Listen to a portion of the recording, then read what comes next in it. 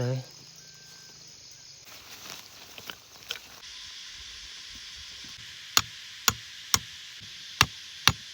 ลงไปเลยแล้วปีนก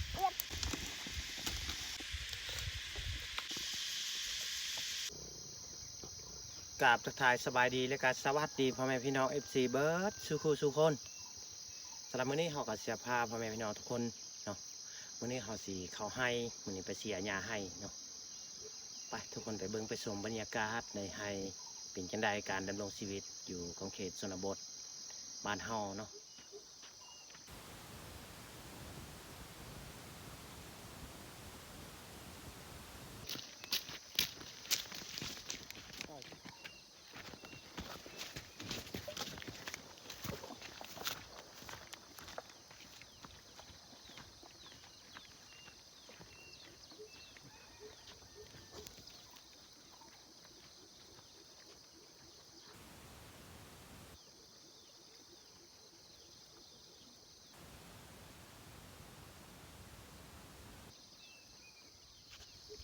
ตอนนี้พอดีห่อไทยนี่ครับมีคนหมู่บ้านเขาเสียหญ้าให้แล้วขนาดอยู่ให้ถากลายขนาดเลยนะ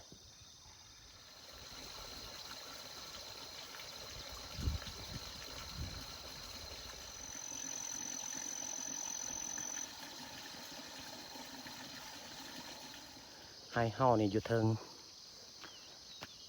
กำลังปีนขึ้นไป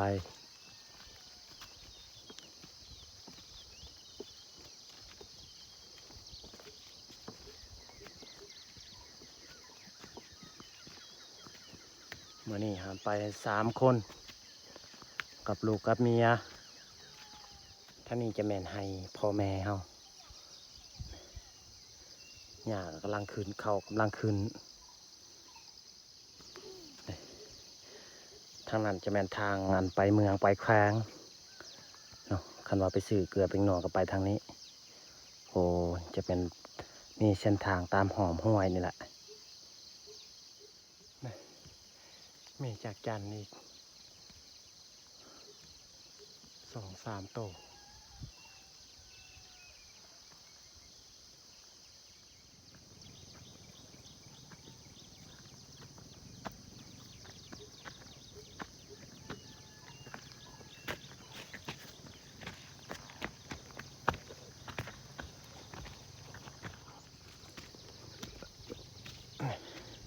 เฮาย่างขึ้นไปกับไก่จะหอดกระตูบหรือว่ากระตบ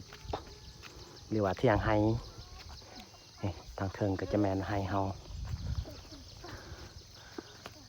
เข้าเคี้ยวอยู่ทุกคนพอใส่ได้อยู่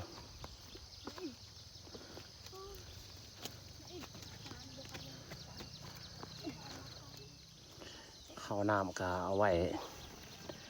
ในกระตูบจะคอยไปเฮ็ดเวียก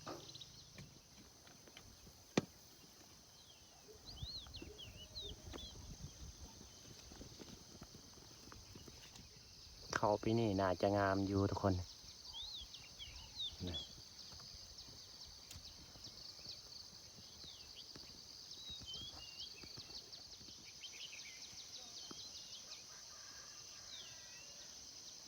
ทางนั้นจะแมนบานเฮาเมื่อกี้แกย่างมาแต่พุ่นให้ปีนี้กับบ่ไกลปันใดทุกคนประมาณจากบ้านก็คือลักหนึ่ง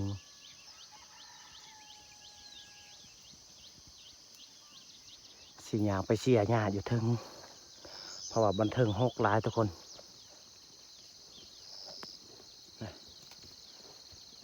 ต่อเฮาเสียหญ้ามื้อนี้ก็คือบริเวณนี้เสียขึ้นเทิงเลย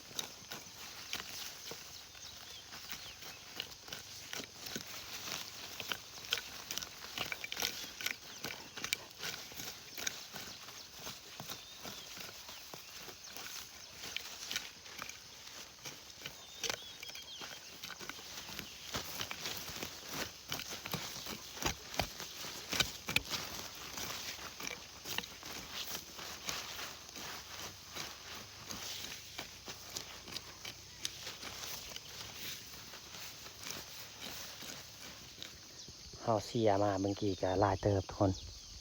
เฮาเสียเติบพุ่นมานี้แค่ไหนมื้อนี้บดแดดบ่ออกตอนนี้ก็คือ 12 โมงสีเมื่อพักหาของกินนี่แหละก็สิเฮ็ดกินอยู่ในกระตุบนี่หมู่บ้านทางลุมเขาก็เสียหญ้าให้นี่บดอาจจะตอนสีแรงๆนี่ฝนตกเขาก็กำลังเดือนหนึ่งหรือว่า2 เดือนแล้ว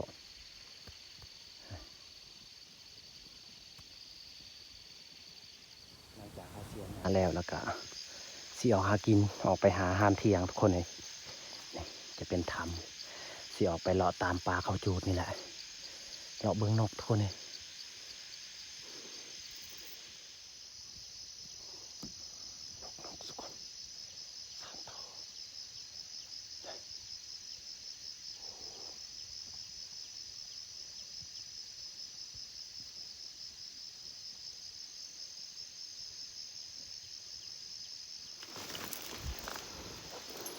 ลงไปเบิ่งนกทุกคนเลยโอ้ยนกบาดเดียวตก2 โตเลยมันอยู่ใกล้กันเลยทุกคนโอ้โหเจอแล้วทุกคนแน่มีอาหารเที่ยงแล้วเพราะว่าลูกเมียข่อยก็อยู่ไห้พอได้กินอยู่ทุกคนนะ2 โตเลย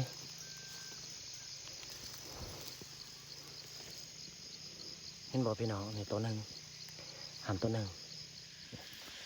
นอกขาสิเอานอกขาทุกคน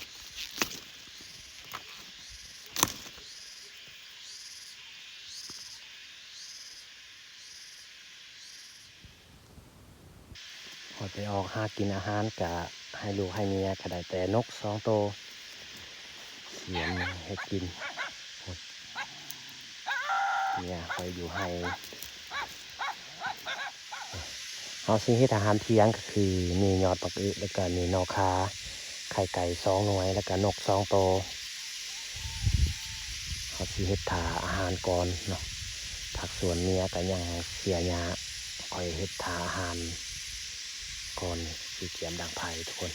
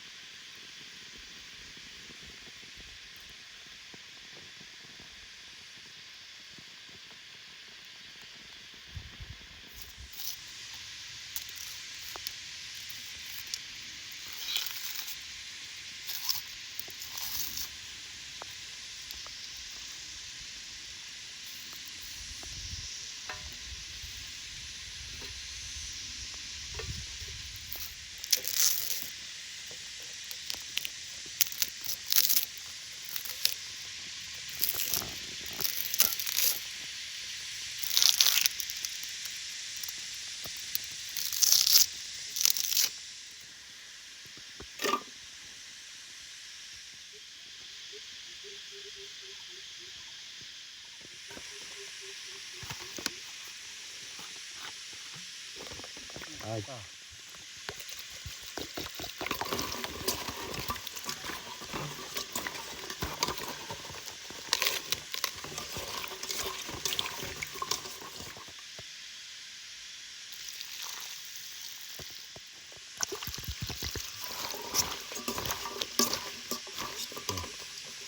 ะอาดเรียบร้อยแกงผัก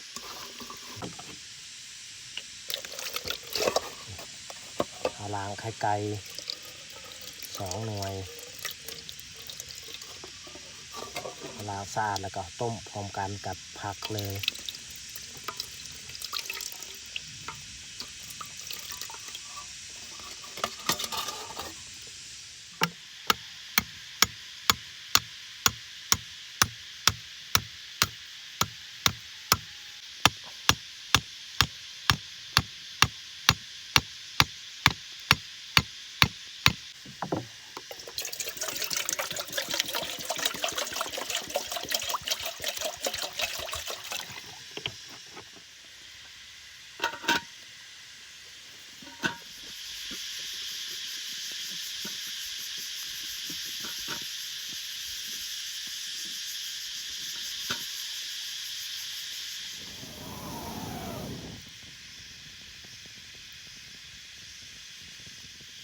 ลูกเขาลกคนนกเผื่อเขาสิปิ้งเอา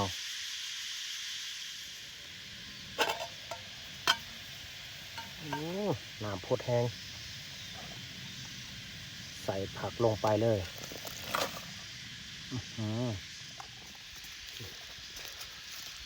คนให้มันเข้ากัน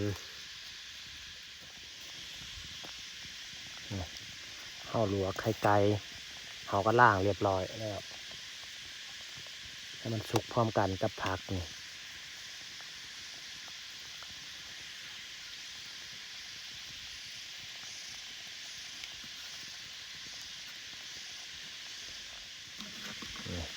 เนี่ยก็ลงมาจากเสียหญ้าให้นี่ของผักเพิ่นได้มีกบมี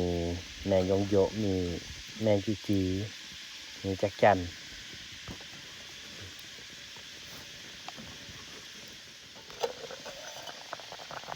โอ้สุกเรียบร้อยเทเครื่องหอมใส่เครื่องหอมเลยว่าหมักพริกสไตล์แบบบ้านๆทุกคน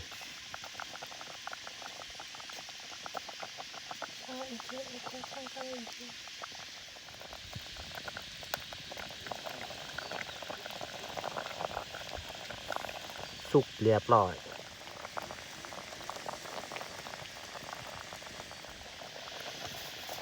ใส่ผงชูรสบ่พอโอ้โหสุกเรียบร้อยปีกนกอีก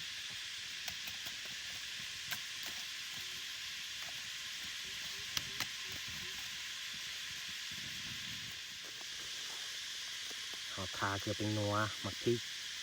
ใส่ปีกนก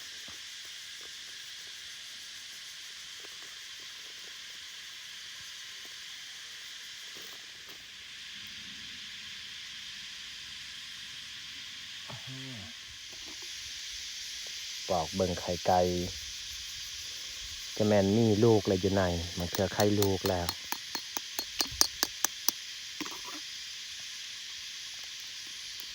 เบิ่งโอ้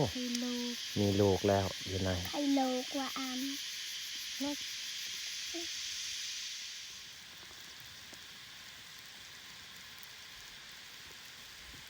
ตอนนั้นเล็กสุกแล้วปีกนกนี่นี่แหละค่ะมีหลายสีเหมือนเขาอันยำว่าจะเทน้ำแกงใส่แกงผักว้า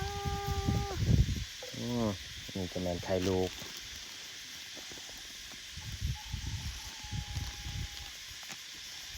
สุดแซ่บแหละอาหารบ้านนอกบ้านนา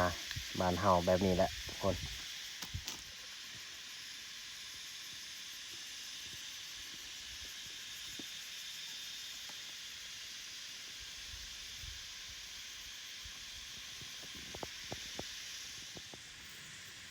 มาพี่น้องมากินข้าวนำกันกินข้าวเที่ยงอยู่ให้นี่แหละทุกคนเลยมาพี่น้องกินผัก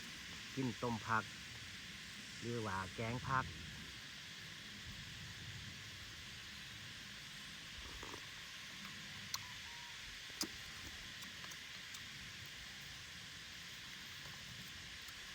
กินอยู่ในปลากินอย่างกระแซบทุกคน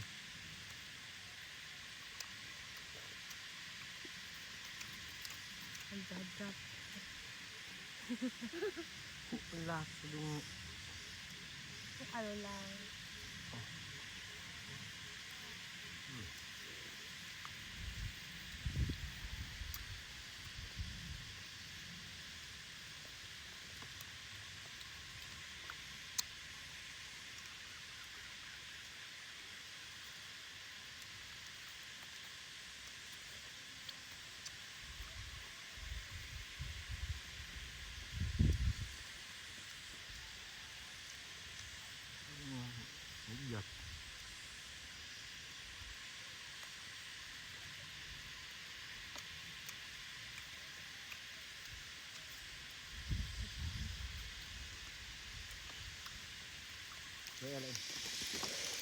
นี่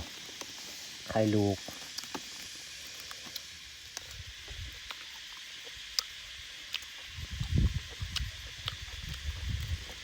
นี่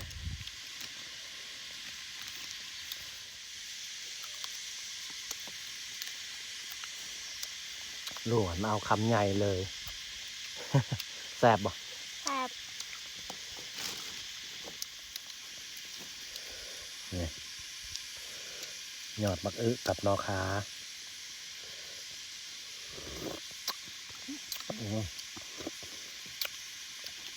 แซ่บ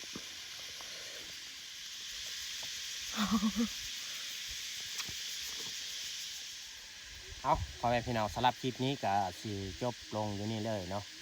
เพราะว่าเขาเฮ็ดเกียกตอนแรงเขาก็บ่ได้ถ่ายให้พี่น้องเบิ่งเนาะอันนี้ก็คือหลังจากกินข้าวกินน้ำแล้วก็สิไปเฮ็ดต่อเอาใครมาเบิ่งมาชมซองเบาเปลือกแต่ต้นจนฮอดจบแล้วก็เคยมาให้กำลังใจให้เบาเปลือกตลอดเนาะแล้วก็ขอให้อยู่ดีไม่แห้งให้สุขภาพแข็งแรงเบิดสู่คนปรารถนาสิ่งใดก็ขอให้ได้สิ่งนั้นเนาะ อย่าเจ็บอย่าจนพี่น้องเอ้ยถ้ามาคลิปนี้ก็อย่าลืมฝากกดไลค์คือใจอย่าลืมฝากกดแชร์เพื่อเป็นกำลังใจให้เบาเปลือกเฮ็ดคลิปต่อไปขอขอบใจ ค่ะค่ะ ไป ไหลเด็ก เอาพ่อแม่พี่น้องสลับคลิปนี้เขาก็สิจบลงอยู่นี่เลยเนาะตอนแรงเขาเฮ็ดเวียกเขาก็บ่ได้ถ่ายให้พี่น้องเบิ่งเนาะต้องขอบอกขอบใจเด้อพ่อแม่พี่น้องผู้คอยติดตามรับชมใครเขามาเบิ่งมาชมแต่ตอนจะฮอดจบ แล้วก็ใครเคยมาให้กำลังใจให้เบาเปลือกตลอดนะแล้วก็ขอให้อยู่ดีมีแห้งให้สุขภาพแข็งแรงเบิดสู่คนปรารถนาสิ่งใดก็ขอให้ได้สิ่งนั้นเนาะอย่าเจ็บอย่าจนพี่น้องเอ้ยให้ร่ำให้รวยถ้ามักคลิปนี้ก็อย่าลืมฝากกดไลค์ถ้าถูกใจอย่าลืมฝากกดแชร์เพื่อเป็นกำลังใจให้เบาเปลือกเก็ดคลิปต่อไปขอขอบใจ